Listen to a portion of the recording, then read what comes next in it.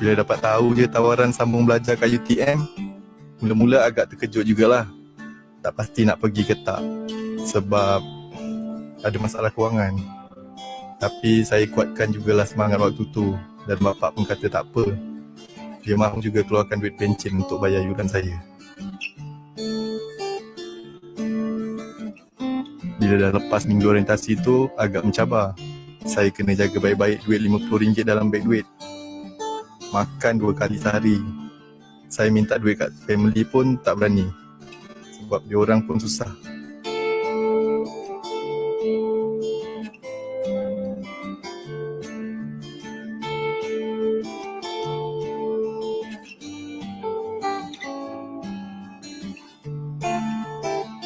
Mengenangkan ekonomi keluarga saya waktu tu, paksalah juga berjimat cermat dalam berbelanja. Tapi kadang-kadang ada juga kawan-kawan yang baik hati, bagi rasa sikit makanan, belanja makan. Saya memang simpan je baik duit, tak bawa ke mana-mana, melainkan kecemasan je. Dan mohon banyak tempat untuk beasiswa, tapi tak tahulah kenapa tak dapat. Mungkin rasanya bukan rezeki nak dapat kot.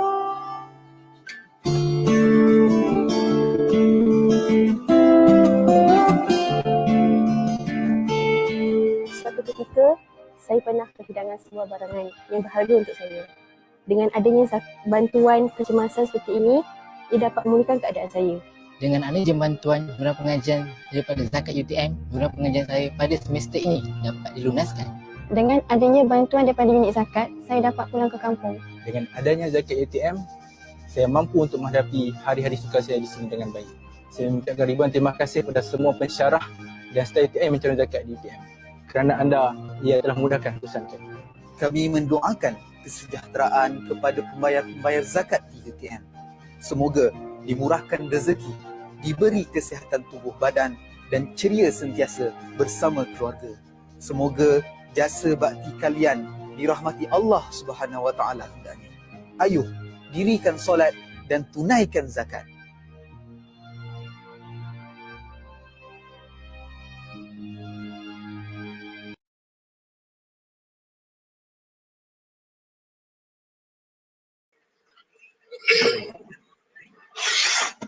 A'udzubillahi minasyaitonirrajim. Bismillahirrahmanirrahim. Alhamdulillahirabbil alamin. Wassalatu wassalamu ala asrafil anbiya'i wal mursalin wa ala alihi wa sahbihi ajma'in. Rabbi shrah li sadri wa yassir li amri wahlul 'uqdatam min lisani yafqahu qawli. Rabbana iftah bainana wa baina qaumina bil haqqi wa anta khairul fatihin. Allahumma la sahla illa ma ja'altahu sahla wa anta taj'alul huzna idza syi'ta sahla wa la hawla wa la quwwata illa billahil 'aliyyil 'azim. Assalamualaikum warahmatullahi taala wabarakatuh. Alhamdulillah bersyukur kepada Allah SWT kerana dengan izin limpah kurniaannya dapatlah kita bertemu pada malam ini kuliah maghrib di Masjid Sultan Ismail yang kita pancarkan terus melalui Facebook dan juga YouTube Masjid Sultan Ismail UTM. Tuan-tuan, puan-puan dan rahmat Allah sekalian, kita sebelum ini berkuliah maghrib secara langsung di masjid, tapi sejak akhir-akhir ini kita menghadapi kesukaran kerana tekangan wabak lah. Jadi kita tukar channel, kita melalui media sosial, Facebook dan juga YouTube. Mudah-mudahan apa yang kita lakukan ini tetap dikira sebagai amal soleh. Walaupun kita tak dapat secara fizikal datang ke masjid, itu satu kerugian, rasa macam kekurangan lah.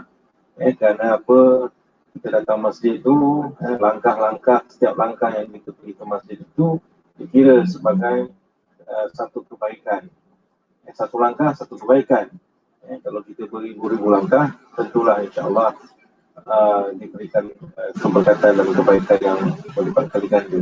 Namun seperti mana yang saya sebut tadi, mudah-mudahan apa yang kita lakukan ini masih juga dikira sebagai amal soleh. Walaupun secara maya kita bersiaran ini tak dapatlah kita datang masjid.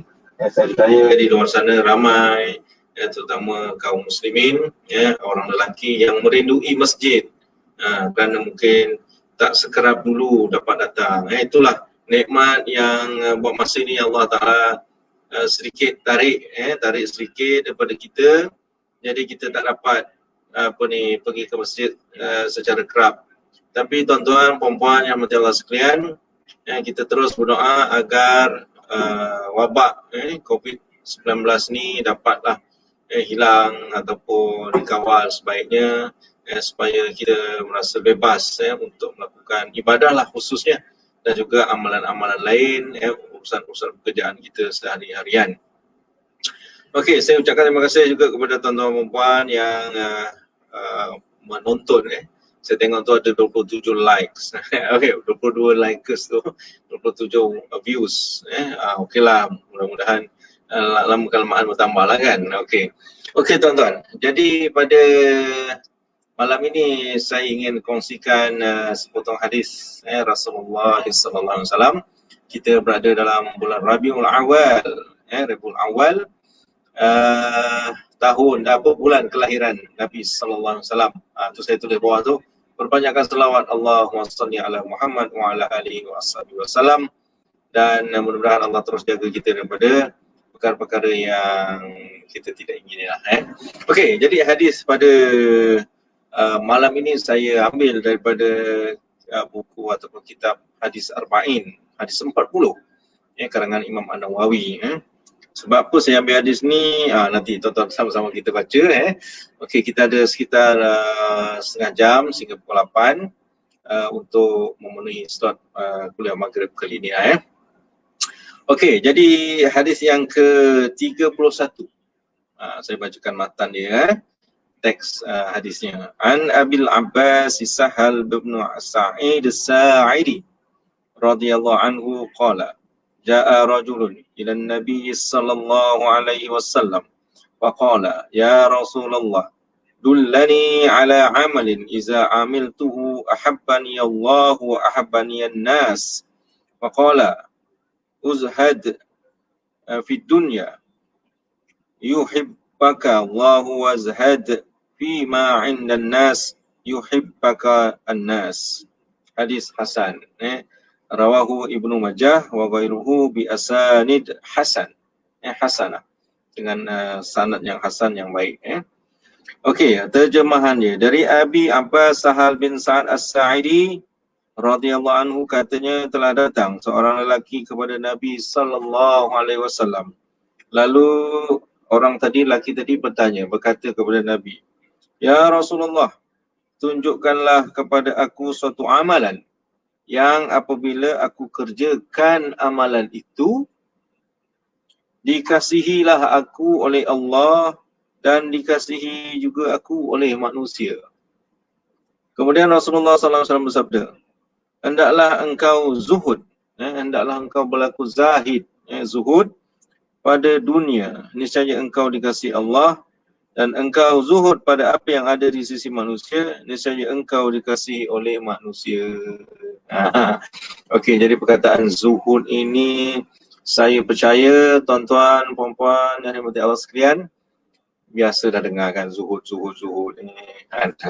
Jadi kita nak melihat apakah yang diperkatakan oleh ulama Islam berkenaan dengan sifat zuhud ini. Adakah sama seperti mana yang kita faham selama ini? Zuhud ini, ini zuhud buang-buang dunia, ini semua dunia. Jadi saya tak mau. Adakah begitu? Jadi kita tengok nanti apakah pengertian zuhud yang dihuraikan dalam kitab ini berdasarkan pandangan para alim ulama Islam. Mudah-mudahan memberi pencerahan kepada kita. Dan sebab apa? Berdasarkan soalan lelaki ini tadi, dia tanya baginda Rasulullah SAW, apakah satu amalan yang kalau aku buat, Allah suka, manusia suka. Maknanya dua-dua pihak suka. Allah suka, manusia suka. Kadang-kadang kita buat Allah suka, manusia tak suka. Kadang-kadang kita buat orang suka, manusia suka. Tapi Allah tak suka, tuan-tuan. Kan? Jadi ini sahabat ni tanya tadi, apa benda, apakah amalan yang kalau aku buat, aku suka, Allah suka ke aku, manusia pun suka. Jadi jawapan dia tadi ialah zuhud. Jadi bila kita dengar zuhud ini, kita pun tergambar dalam pemikiran kita, zuhud ini buang segala perkara-perkara yang kat dunia tu. Dulu zaman saya kecil-kecil dulu, ada kelompok-kelompok yang membakar TV. Membakar TV, bakar radio. Allah Akbar, zuhud kata dia. Benarkah begitu? Jadi kita masa tu kata, macam ini agaknya zuhud ni. Macam tak nak lah, macam tak kena lah dengan jiwa. Macam ini ke cara Islam ataupun cara beginikah caranya?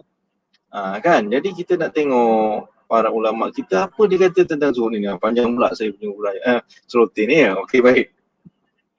Okeylah, jadi amalan itu ialah amalan zuhud. Bersifat zuhud. Jadi kita tengok apakah definisi pengertian zuhud yang dimaksudkan. Menurut riwayat hadis tersebut bahawa seorang lelaki datang menemui Rasulullah. Lalu berkata, wahai Rasulullah, tunjukkanlah kepadaku satu amalan yang jika aku kerjakan, tentu aku dikasihi Allah dan juga manusia. Kemudian Rasulullah menerangkan kepadanya amalan itu sebagaimana disebut dalam hadis tadi itu, iaitu zuhud lah. Dalam keterangan Rasulullah kepadanya, dapatlah dimengertikan bahawa untuk mencapai darjat yang mulia dikasihi Allah ialah dengan sifat zuhud pada dunia. Dan untuk mendapatkan kedudukan yang baik di sisi manusia juga dengan sifat zuhud, iaitu tiada ingin dan tiada mahu apa yang ada di tangan manusia. Kita tengok Okey, kita tengok dia punya definisi dia. Erti zuhud menurut bahasa adalah berpaling dari sesuatu atau tiada menghendaki kepada sesuatu kerana tiada mutu dan nilainya. Itu dari sudut bahasa. Dari sudut bahasa ni maksudnya apa? Dari sudut bahasa ni maknanya apakah maksud dia secara literal, literal meaning, direct translation. Begitulah cakap orang putih.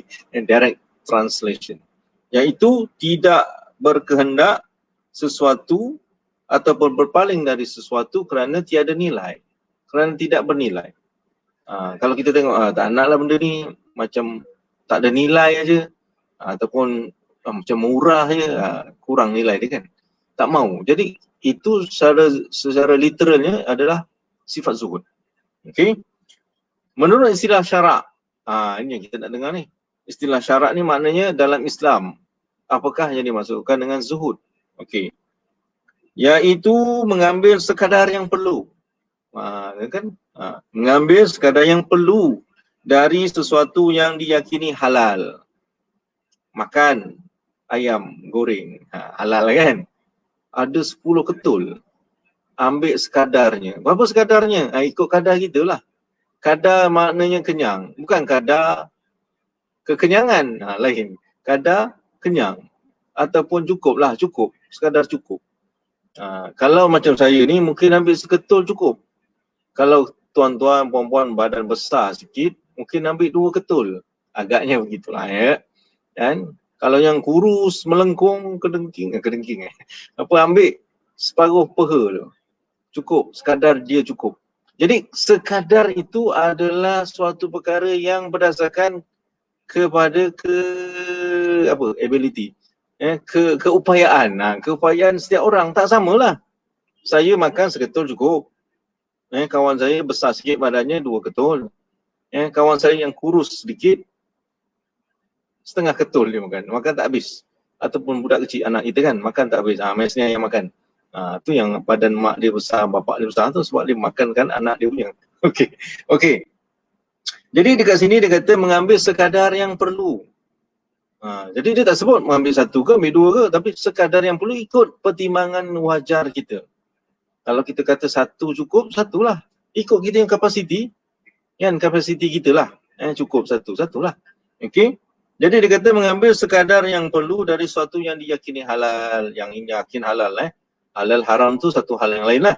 Tapi maknanya bila kita yakin halal, kita ambil sekadar yang perlu. Sekadar yang perlu. Berapa kita perlu? Satulah.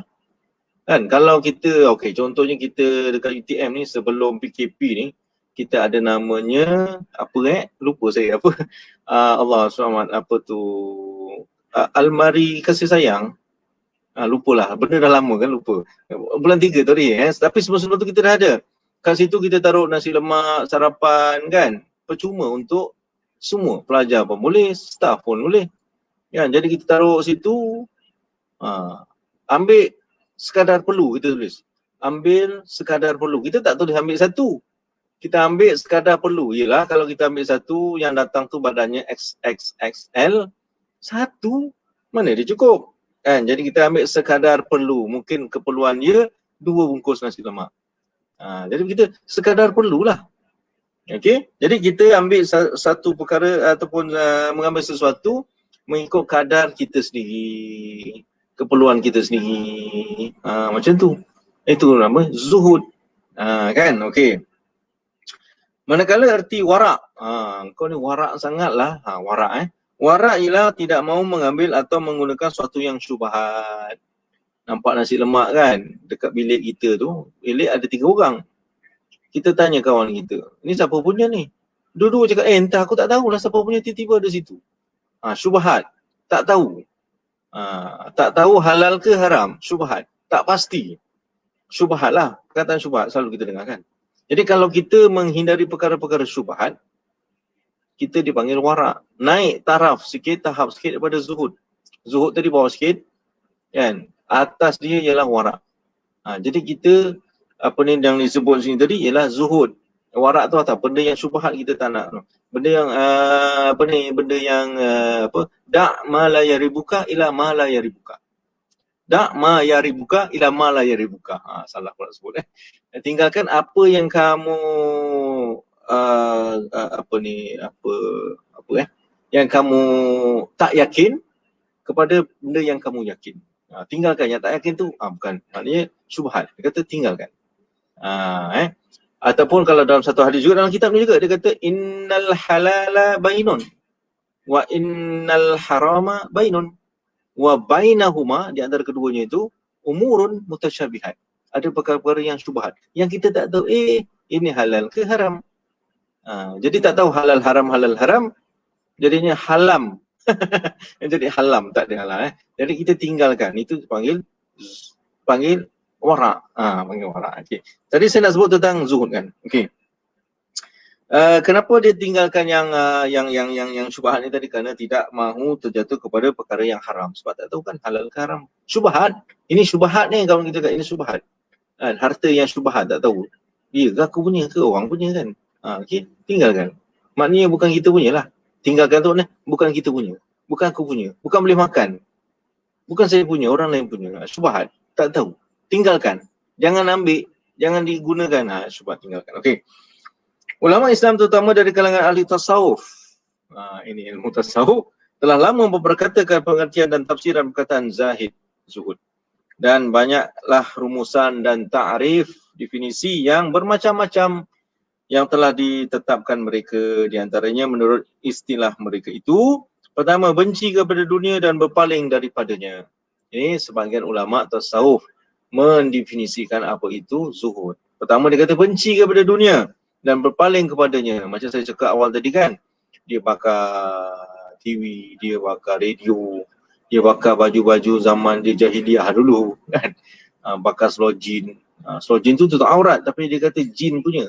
Bukan slogin lah yang kita pakai tu kan, slogin. Okey.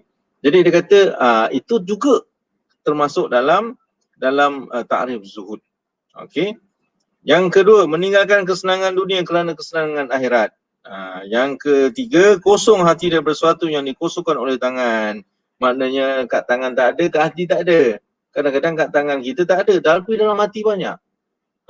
Kat tangan ni tak ada, kereta tak ada, kereta sport lah, kita kancil, kelisa tu ada lah kan, Azia tu ada. Kita pun kita suka. Apa sekarang kita pun kita suka. yang boleh parking sendiri tu, X50 Proton, high proton parking kita sendiri. Dia parking sendiri kan.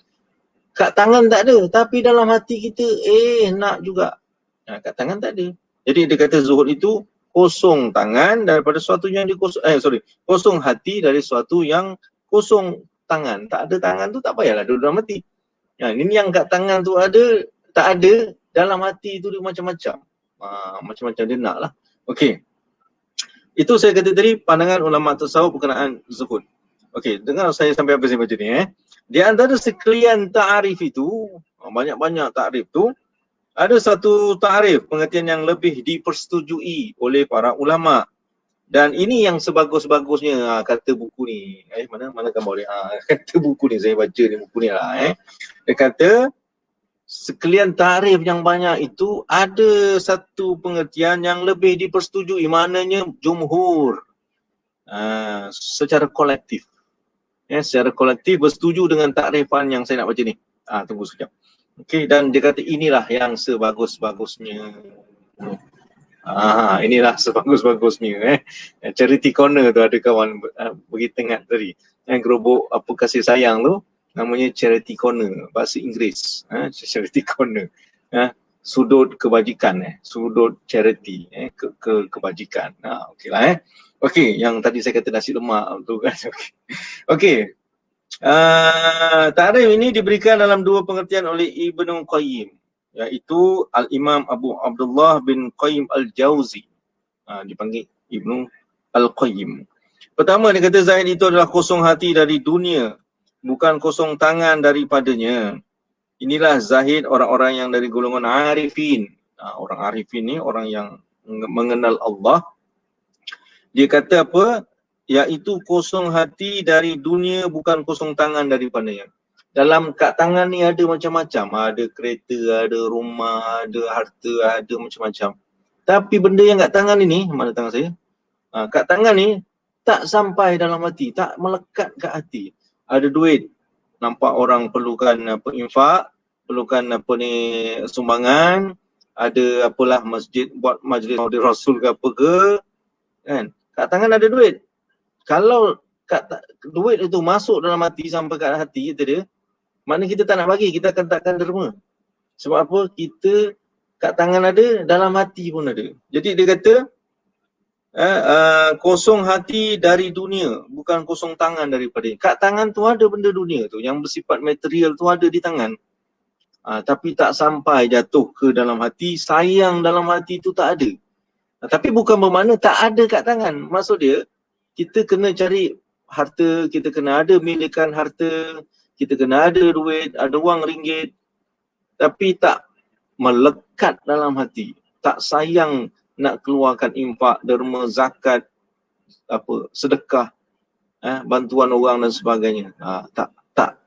Maknanya apa? Kita letakkan dunia tu di tangan saja. Kalau ada, ambil. Aku tak melekat dalam hati.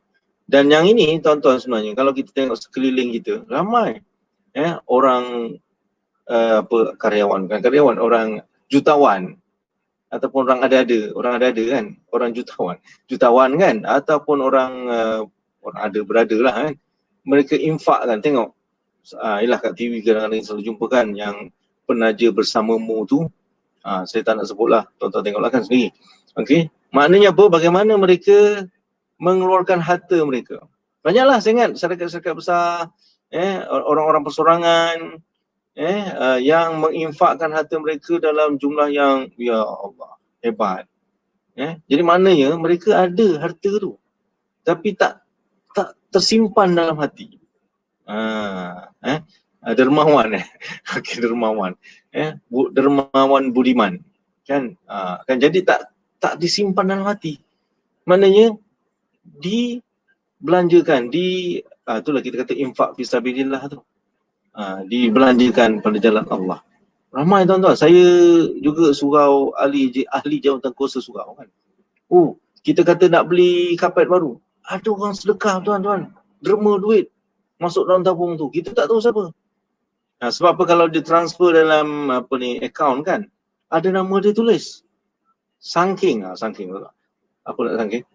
Semata-mata tidak mahu Orang lain tahu tentang kebaikan yang dia buat. Dia masuk duit dalam tabung. So kan. Ada yang tulis hamba Allah tu selalu kita dengar. Tapi kita nak tengok betapa mereka ni sanggup potong setiap bulan gaji, infak untuk surau, masjid, kan. Jadi maksudnya itulah yang saya sebut tadi. Kat tangan dia ada harta, tapi dia tidak jadi orang yang kedekut, lokek, bakhil, haji bakhil kan. Okey. Jadi dia kata tadi yang dipersetujui lah iaitu kosong hati dari dunia. Dunia tu tak duduk dalam hati. Tapi bukan kosong tangan daripada dunia. Kat tangan tu ada.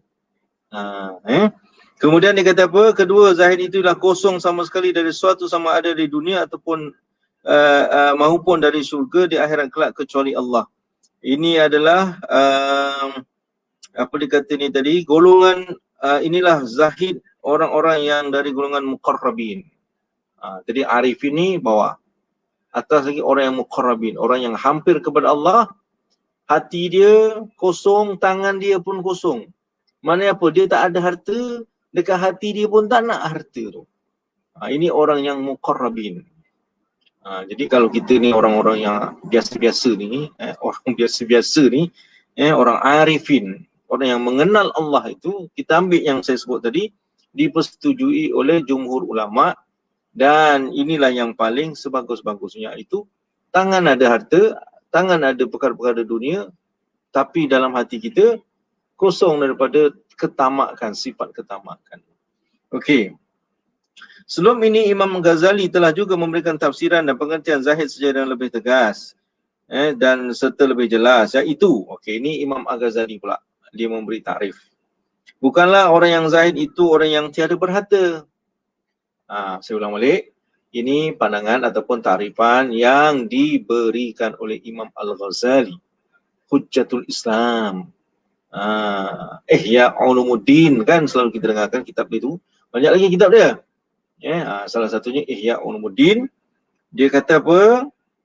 Bukanlah orang yang zahid itu orang yang tidak berharta. Maknanya kita ni kena ada harta juga. Kan? Tetapi orang yang zahid itu ialah orang yang tiada dibimbangkan oleh hartanya, sekalipun harta seluruh alam ini kepunyaannya belaka. Wah, hebat ni tuan-tuan. Iaitu harta tadi dia tidak bimbang langsung. Walaupun dia ada harta, jadi dia tak bimbang. Ada. Kalau ada lebih, aku infak. Kalau tak cukup, cari. Jadi dekat sini kita dapati bahawa zuhud yang selari dengan apa ni tadi saya sebut, jumhur ulama, iaitu kita berpada-pada, ataupun saya sebut awal tadi, sekadar mengambil yang sekadar yang perlu. Tapi dalam satu aspek yang lain, ada juga para ulama kata kosong dunia, kosong hati dan tangan daripada dunia. Maknanya memang ada individu ataupun orang yang zuhud itu langsung dia tak mahu apa-apa. Tapi bukan itu takrif semata, satu-satu takrif ataupun definisi yang para ulama bincangkan. Saya nak sebut tadi yang kedua tadi, yang golongan arifin, iaitu orang yang tidak terpersona ataupun tidak dibimbangkan hatinya dengan harta dia. Bimbangkan ni maksudnya apa? Sayang harta habis, kan? Yang akhirnya dia jadi kedekut, jadi lokik lah, bakhil. Okey, kalau kita lihat dalam isu ini tuan-tuan, dalam ke-8 kan. Okey, dalam isu ni apa? Isu ni lah bakhil pula. Zuhud ini, sebenarnya Islam menggalakkan kita mencari harta. Kalau dalam satu hadis, dalam satu ayat surah Al-Qasas, apa disebut? Wabtaghi fi ma atakallahu daral akhirah wala tansa nasibaka minad dunya. Sampai habis Pak Asim. Baiklah. Maknanya carilah apa-apa yang Allah kurniakan kepada kita ini untuk bekalan akhirat. Wala tansa nasibaka minad dunya. Tapi kamu jangan lupa nasib kamu kat dunia. Maknanya sekadarnya je lah. Dunia ni kan kita dah tahu dah sementara je. Kan? Maknanya sekadar yang perlu, ada rumah, ada kenderaan, ada harta, jangan kelaparan, kan? Okey, sekadar yang perlu. Kalau dah terlebih, macam mana Ustaz kalau harta saya dah terlebih? Itu yang datang saya sebut tadi tu, tak sayang hartanya untuk infak. Begitu. Tapi bukan bermakna Islam tidak menyuruh kita mencari harta. Macam ayat yang saya baca tadi kan, surah Al-Qasas kan. Maknanya Allah memperingatkan kita, jangan kamu lupa tentang nasib kamu di dunia. Satu lagi saya sebut. Dalam Islam, rukun Islam ialah membayar zakat. Zakat ni antara syaratnya ialah cukup haul. Haul ni apa? Cukup tahun lah. Tahun 365 hari ataupun hijrah kan. Salah satunya itu. Yang kedua di antaranya ialah cukup nisab. Nisab. Cukup nisab. Iaitu cukup jumlah minimum nisab. Nisab harta emas. Berapa sekarang saya pun dah lupa berapa kan. 85 gram emas berapa sekarang ni, 3,000 lebih, 4,000 lebih, 5,000 lama saya tak tengok lah berapa Tonton je kat sini, tak sempat nak tengok. Tapi maksudnya, kalau Allah suruh kita aqimus solah wa atu zakah, suruh membayar zakat, zakat tu zakat fitrah, zakat harta, zakat emas dan sebagainya, maknanya kita bayar zakat ini, mestilah kita mempunyai harta yang lebih sekadar untuk kita makan. Kalau kewajipan orang membayar zakat, istita'ah, kemampuan dia tu merupakan salah satu syarat untuk dia bayar zakat. Tadi saya sebut nisab tadi. Kalau dia pun tak makan tak boleh, macam orang zakat fitrah kan. Kalau dia sendiri pun tak boleh makan, tak cukup nak makan dengan penghasilan harta dia tu, dia layak terima, dia jadi asnaf, dia jadi layak menerima zakat. Jadi maknanya dia tak perlu, tak wajib, tak wajib bayar zakat, malah dia penerima zakat. Tapi dalam ayat Quran kebanyakan aqimus solah wa atu zakah. Allah suruh kita bayar zakat, Allah suruh kita bayar zakat, Allah suruh. Kalau kita hartanya tak lebih daripada nisab tadi, macam mana kita nak bayar zakat? Sedangkan membayar zakat itu adalah rukun Islam. Adalah suatu perkara yang menjadi tuntutan. Yang itu saya sebut zakat, belum lagi sebut infak, belum sebut derma, belum sebut wakaf, hibah, banyak macam istilah tu yang membawa maksud kita beri harta kita kepada orang lain.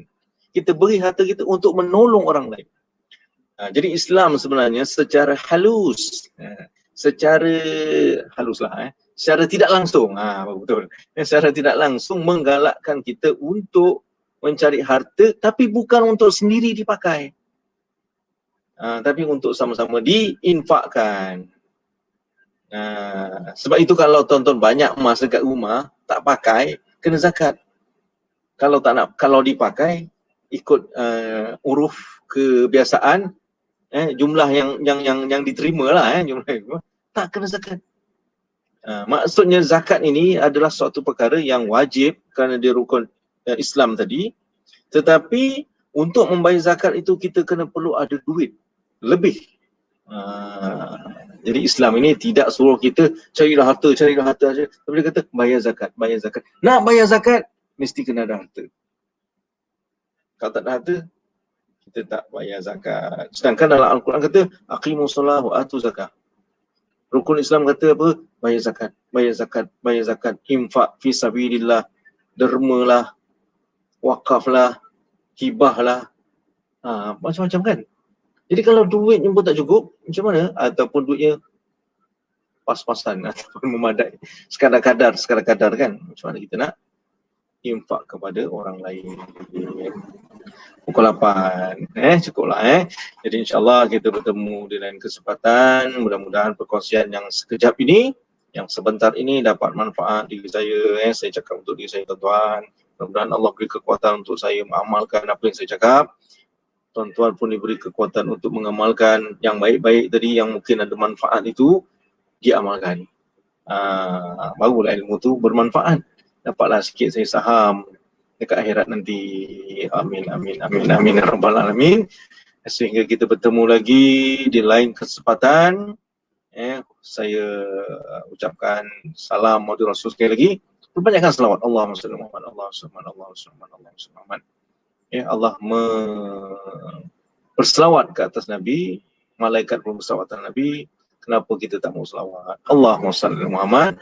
Wabillahi taufiq wa hidayah. Wassalamualaikum warahmatullahi taala wabarakatuh.